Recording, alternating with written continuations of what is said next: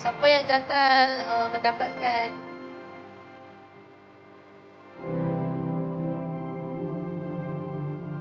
Pertama, menghasilkan dua embrio. Pembahagian sel berterusan dan akhirnya membentuk morula. Morula berkembang menjadi bloodstream tu dan mengecut secara serentak. Pengecutan neutron dia akan membantu pump darah ke dalam ventricle. Lepas tu impak elektrik tu, semasa aktiviti cergas, tekanan sebarang karbon dioksida ni akan meningkat.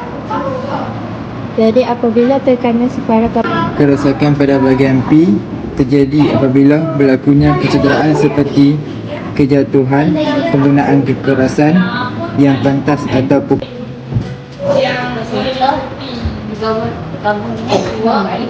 dikongsi dengan dua factors. Lepas tu kalau tak sejelas, dua factors tu dia mempunyai ada dua representer sendiri. Jadi dia ada sendiri.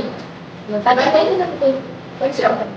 kalau macam dia semak banyak-banyak Tapi pembahagian pertama dia akan menghasilkan dua sel. Embrio dua sel. Lepas tu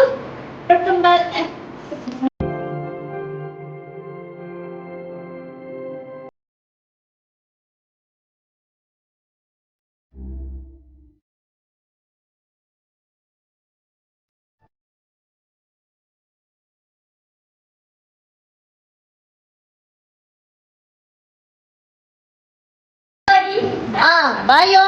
di hati. Mana dia? Bayo. Di hati. Boleh cakap boleh. Okey sekali. Bayo. Di hati.